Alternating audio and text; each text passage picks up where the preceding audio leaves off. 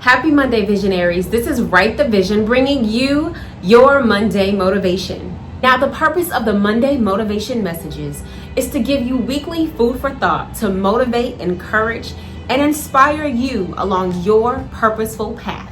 Now, last week we talked about 3 goal planning / goal setting strategies. We talked about SMART goals, objectives and key results, and big, hairy, audacious goals.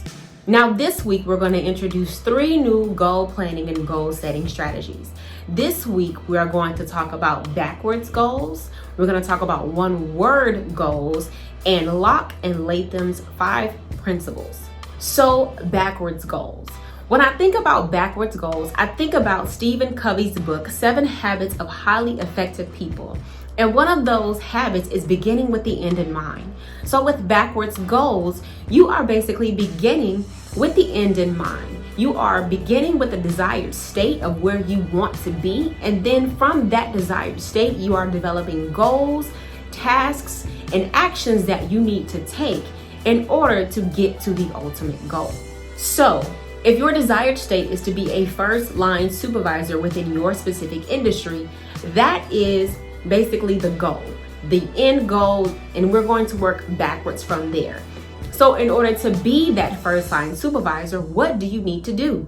Well, you may need to take some type of promotional exam. So in order to pass that exam, what do you need to do? You need to study. Is there a study guide? You need to research the study guide, print out the study guide, maybe formulate a group of people that are also in that promotion process. Maybe start some type of study group to work towards passing that exam.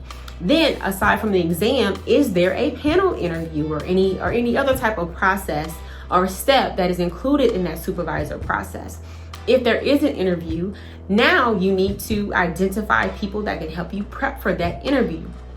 So while the goal is to be that first line supervisor, when you take a step back, you're now going to work backwards. To get to that supervisor, you may need to pass a supervisory test and you may need to pass the interview. Then with those 2 goals, you're going to take those things and you're going to break them down and identify the actions that you need to take, the actions that you need to pass the test and progress to the panel interview portion of the process. And then what strategies and tips will help you pass the interview to ultimately get to the promotion.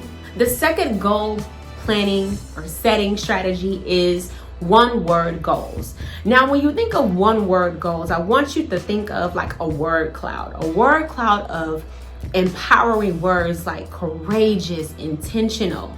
One-word goals, you are taking one word, focusing on it, and developing a roundabout way to achieve the goal. So if your one-word goal is intentional, so how are you going to be intentional, and in what area are you going to be intentional in? So we will use that goal of being a first line supervisor again, but instead of saying that being a first line supervisor is the goal, you're going to be intentional about the promotion process.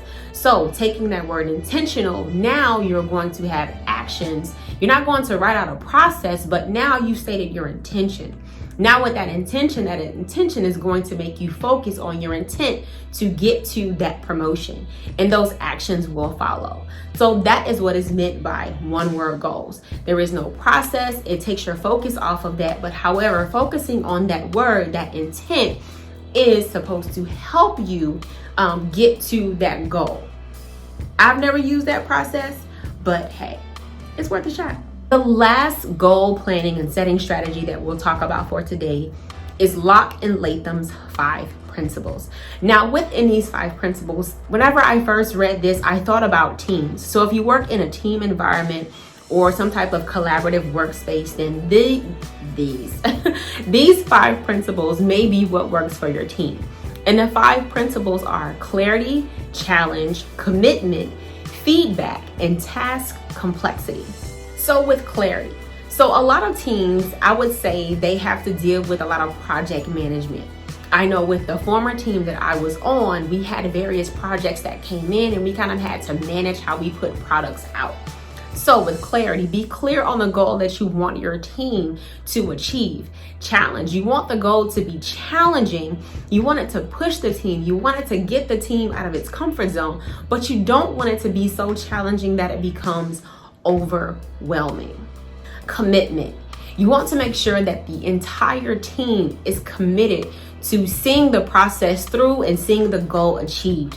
Feedback. You want the team to be open and receptive to constructive feedback. And being open and receptive to that constructive feedback can either progress the project and also hinder the project.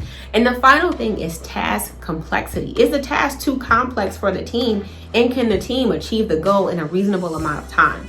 So essentially, those are Lock and Latham's 5 principles for goal setting or goal planning for teams. Now, that is definitely a type of principle or type of system that I would have used in my prior team environment. So it's definitely something to consider, especially if you in the realm or deal with a lot of project management. All right, that is all that I have for you all today. We covered 3 new goal setting and goal planning principles, and not principles. Let's try that again. Alrighty, that is all that I have for you all this week. This week I gave you 3 new goal planning, goal setting strategies. Today we talked about backwards goals, one-word goals, and Lock and Latham's 5 principles for goals for teams. Now next week we will continue into what type of goal digger are you, part 3. Now there are 11 total goal planning and goal setting strategies. So by the end of this, you should be able to figure out or identify what type of goal digger you are. Now, if this is your first time watching a WTV Monday Motivation Message, welcome. And thank you for taking the time out of your day to watch today's Monday Motivation Message. If you liked today's message, if you found it helpful, definitely give me a thumbs up. Also, feel free to leave a comment below. Also, like, share, and hey, why not subscribe?